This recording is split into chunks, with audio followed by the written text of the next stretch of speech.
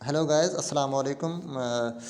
ہمارا دوسرا کریکٹر ہے تھنگس فال اپارٹ کا Ikemefuna is a boy of 15 years. Ikemefuna ایک 14 سالہ لڑکا ہے۔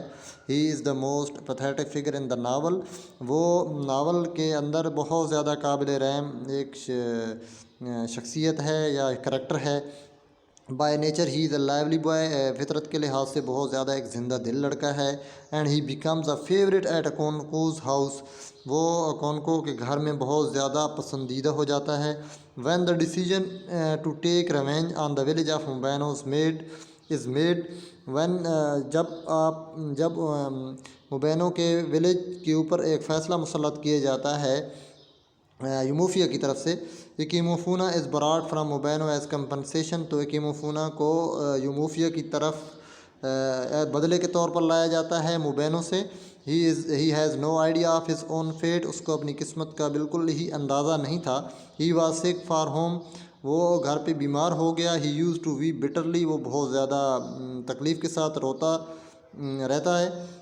When he was reminded of his village and family. جب اس کو اپنے گاؤں اور فیملی کی یا خاندان کی یاد آتی ہے تو وہ بہت زیادہ روتا رہتا تھا۔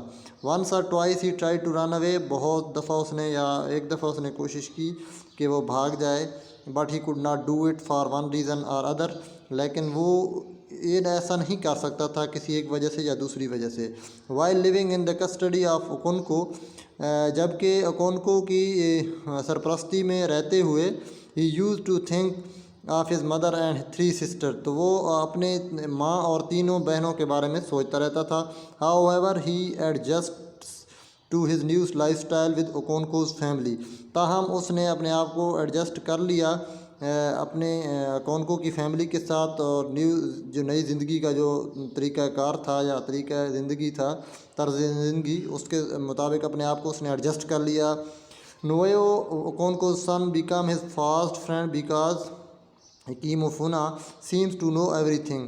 نویو جو تھا وہ اکونکو کا بیٹا تھا، تو وہ اس کا بہترین دوست بن گیا، کیونکہ اکیمو فونا کو بہت ساری چیزیں پتہ تھیں، بہت یہ ہوشیار تھا، اور اس کو ٹیلز بھی بہت زیادہ آتی تھیں، تو اس لیے اس کے ساتھ اس کی دوستی ہو گئی۔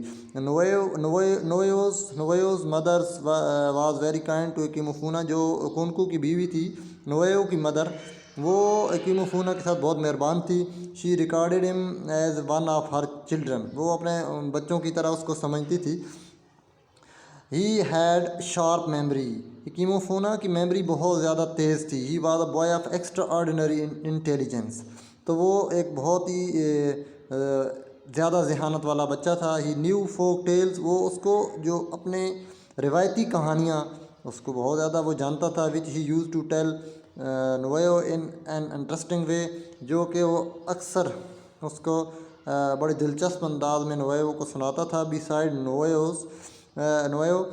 نویو کے علاوہ other boys also liked his companionship. Nwoye کے علاوہ اور دوسرے لڑکے بھی اس کی دوستی کو بڑا پسند کرتے تھے۔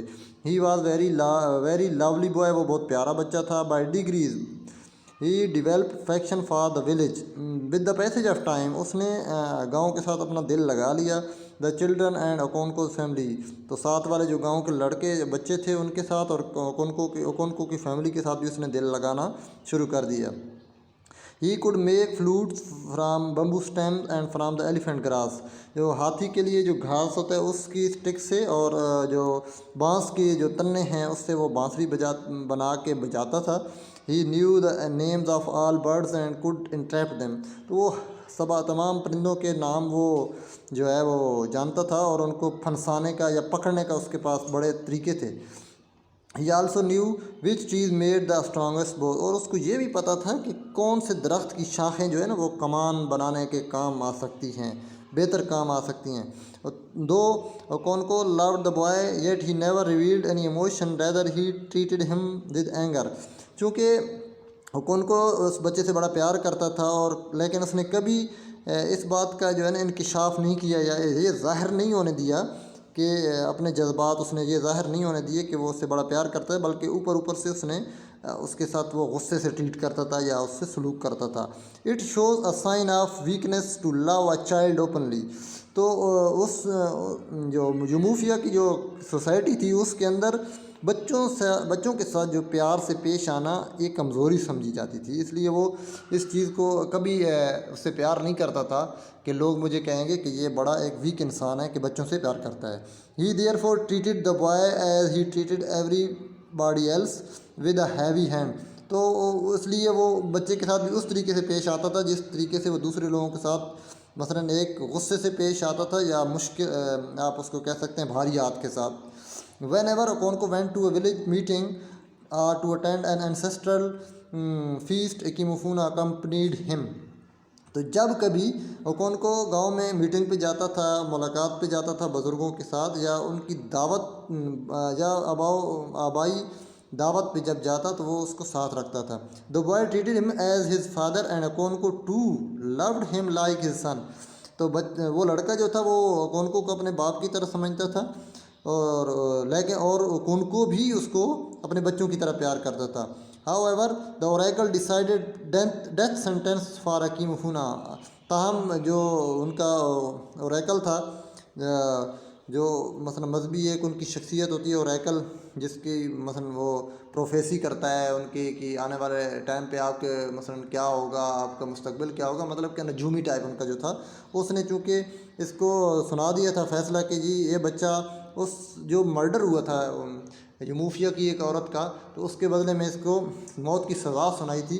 تو اس لیے so he was led into the forest with the band of men including Okonkwo and he was killed there. تو اس لیے اس کو جنگل میں کچھ لوگ تھے جن کے ساتھ اکونکو بھی تھا، بینڈ آف مین کی مثلاً ایک گروپ تھا بندوں کا، جو کہ مثلاً اس نے ڈیتھ کی جو سزا تھی، موت کی جو سزا تھی، اس پہ جو ہے نا اس کو امپلیمنٹیشن اس کی کرنی تھی. تو اس کے لیے ایک the band of men with Okonkwo, ان کو مثلاً اس بات پہ ڈیٹیل کیا گیا، تو وہ اس کو فارسٹ جنگل میں لے کر گئے اور ادھر اس کو مار دیا. At last moment Ikemefuna cried out. ایک آخری لمحے وہ چلایا اکیموفونا، اور اس نے کہا my father they have killed me. میرے ابو مجھے یہ مار دیں گے. He was pleading for Okonkwo's aid. وہ اکونکو کی مدد کے لیے پکار رہا تھا. But Okonkwo too proved heartless and drew his hatch and kill the boy. اور اکونکو مثلاً بہت زیادہ ظالم ثابت ہوا، اور اس نے اپنا خنجر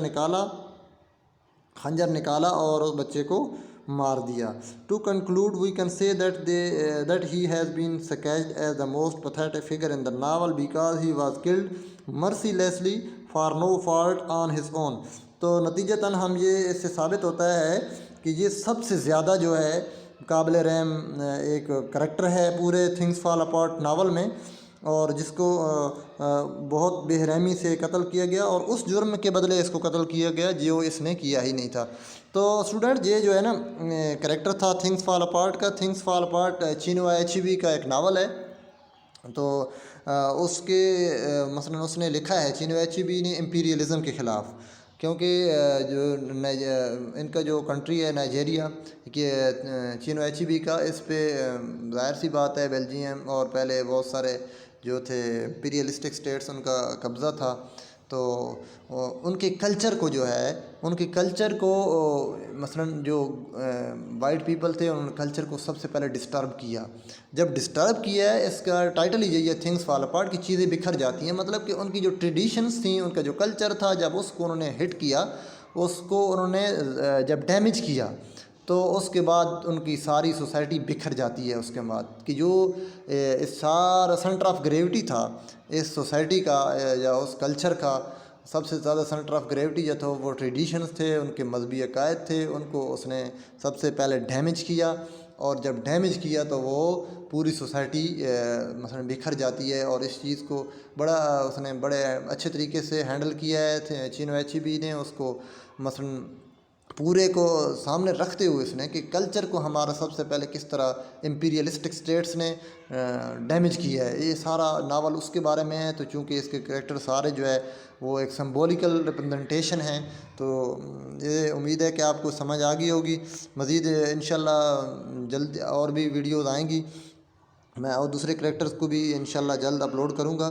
تو چینل کو سبسکرائب کر دیں، لائک بھی کریں، شیئر بھی کریں اپنے دوستوں کو. میرے ویڈیو بنانے کا مقصد صرف اور صرف یہی ہے کہ جو بچے مثلا جن کو سمجھ نہیں آ رہی یا جو اپروچ نہیں کر سکتے کسی ٹیوٹر پہ، تو ان کی ہیلپ کی جائے. بہت شکریہ اسٹوڈنٹس.